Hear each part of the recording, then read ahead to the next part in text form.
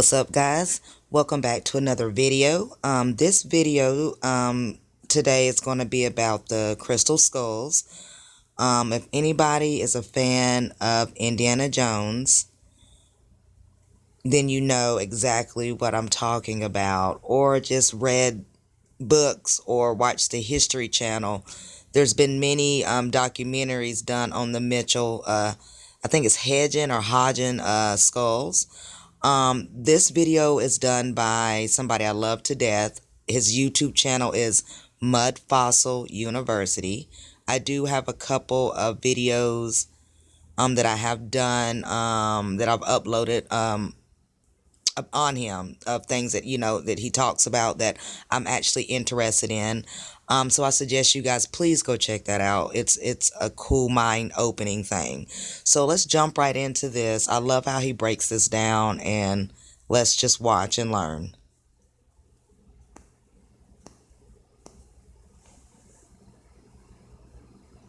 There's been all kinds of speculation. It's a fake, it's this, it's that. Well, who knows? But I do mud fossil research, and that means that the mud fossils are creatures that have turned to stone, that were literally creatures, and now they're stone.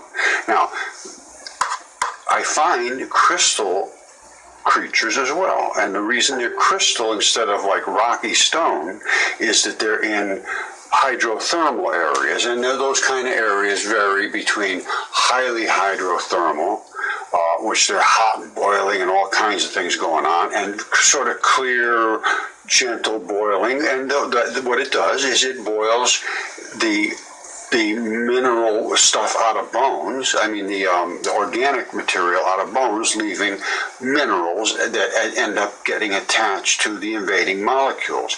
And in this case, it appears that it was.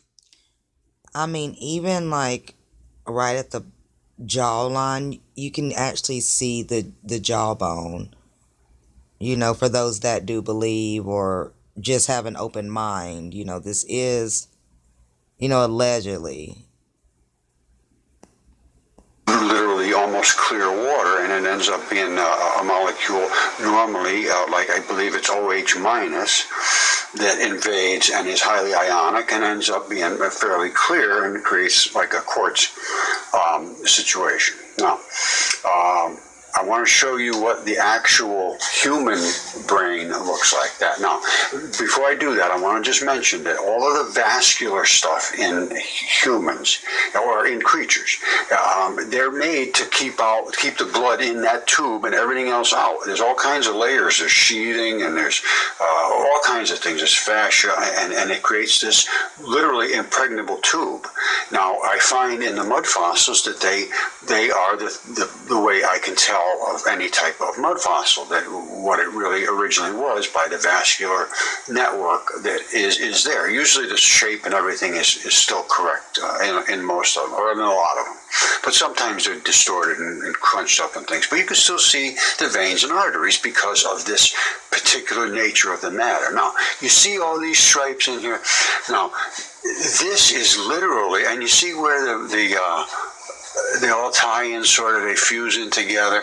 And look around the jawbone, you see these little tiny holes and so forth.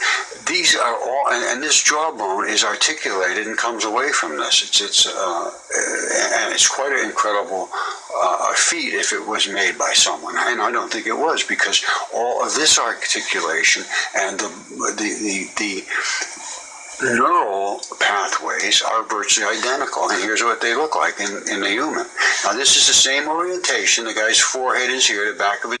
Now, I never went to school to study the brain. I did have to study the brain in high school and some in psychology in college. But I can clearly see the stripe patterns that he's showing us in this picture in the glass skull. His head is here. Now, remember all these stripes here, these pathways that ran up here, and then another chunk that ran out the back. Look, here it is. It's so clear. You see, there's that chunk that runs out the back. Here's all the pathways that run up the middle. Then look at this, how it blossoms out this way. And, it could have created a space in here between what the brain, the actual brain tissue was, and this filled with just a clear fluid, or this could literally be a part of the brain. And here's what you're going to see. Remember all this striping things here, and then all this stuff going up to the front to service the front of the brain. You see, look, it's the same thing. Here it is, all that. Now this here, remember, it squishes out into the back. Now, if the guy was laying on his forehead, this would come away and you would have an air pocket here, but you would have this looking bristly effect, which is exactly what you have. All right? Now, look at this vascularization here. You see these little pockets and so forth that are around here? That is what happens when when bones get boiled out, and everybody probably knows this. Now, I'm going to show you something that I did. I created some of my own mud fossils, and I did a bunch of experiments. Now, this was, let's see if I can make this a little more clear. This was boiled out in and electrified in copper solutions. And you see the vascular network here. Hold on, I think I have a better one here. All right, this one here, the same experiment. And you can see it did turn into, it started to change the mineral. But anyway, what we're looking at here is this little, those are the spongy bone, and there's the outside of the bone. Now, there's other conditions where this same looking structure is a porosity is there, and then the tendon fibrils actually invest into there. And I have lots of images of that as well. But the tendon fibrils hold the strappy muscular tendon, the tendons and the muscles and so forth, to your jaw muscles. That whole area there is replete with investments of your jaw muscles, your mandibles. They pull it back and forth here. There's a tremendous amount of muscular investment in here. Everything looks exactly like it should look. I can't find anything that looks wrong here.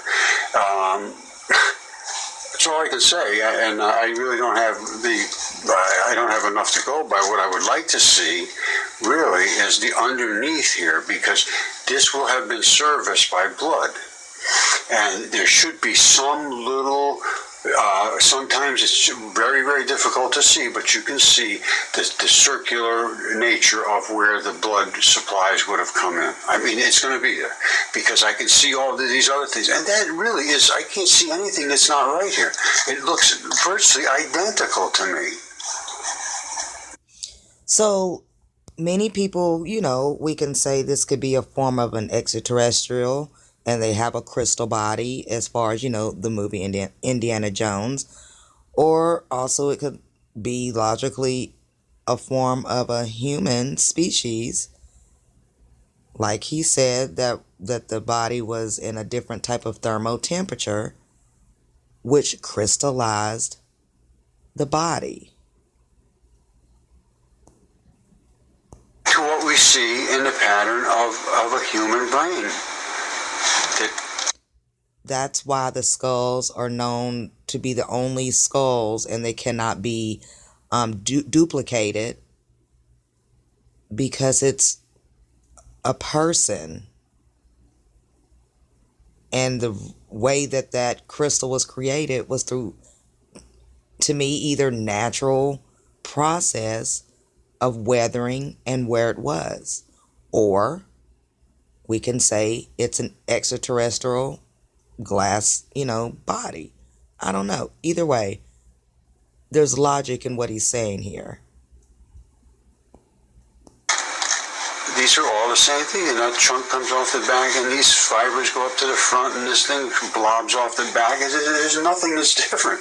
So that's all I can say. I'm not a genius at this. All I'm doing is looking. And the auditory canal is there as well on the other thing. Now see, here's where all those muscles invest over here. And I just don't see anything that's wrong. Just take a minute and let this soak in. Okay. So See, there's the auditory canal here. You come back on your own jaw, there it is right there. Nobody made this thing. This thing is just, it is what it is. You see that? Look close at the jaw, and I just showed you that and I'll show you what the tendon investments look like, and you'll see it. You see this here? That's where things invest into bone, and they hold on, and they grab, and they're all around your jaw here, which you would need to have to do this work. That's an investment of tendon. I'll show you that in a second. They call them Sharpie's fibers, I believe, and anyway. All right, this is a tendon and placement in the tibia insertion. You see all the little fibrils? See if I can come in a little closer on that. That's exactly the same situation you have in the jaw bone of the Mitchell Hedges crystal skull. Now, these are, I can't see how anybody could have done what is in that Mitchell Hedges skull. There is just nothing wrong. And this is a tibia, but it doesn't make any difference. Anywhere where your tendons and muscles invest heavily into the bone, you're doing a lot of work, and your jaw, as mine does, does a lot of work. So, not only talking, I do a lot of eating too. All right, thank you. All right, this is a mud fossil head. Now, this was preserved in different conditions. It was down in the clay down in Kentucky. Jim Burchell was doing a research on it, and I worked with him and Arlie Caldwell. Now, excuse me. So now, instead of this skull being crystallized, it has been clayed, you know what I'm saying? So this is what he's showing you. There's a lot of different weathering patterns that can do different things to anything. We know this. We learned this in science. So this is another example to just back up the proof that that skull could be possibly real and not made. Actually found the head. Now, you could see and I did a full autopsy on this, and there's no question it is a human head that was petrified. And it is now sandstone, which is SiO2, which is from the silicon in the skin bonding with the oxygen, becoming SiO2, which is sandstone. And that's what happens. This skin is 50 times more dense with silicon than anywhere else in your body. This is the ferrous oxides, the FeO2s and 3s, the red and the black, which come from the blood, fully, totally understood. I did the complete autopsy on it and found all of the vascularization, all of the bone foramen impressions. The irises of the eye have deteriorated. There is an actual crease in here. There's some form of a hat he has on here, it appears. And you can slide a playing card right up in between where the hat covers the head. There's a actual round crushing blow here that fractured his skull, and coming down through the center there's it appears to be a sword blade impression, and that is we had a CAT scan done and it showed that. Now there's a video on this on my Mud Fossil channel about the entire It's crazy because, to me, my opinion, you can actually see the top of the force of something, coming down within the top of the skull. It's pretty cool, man.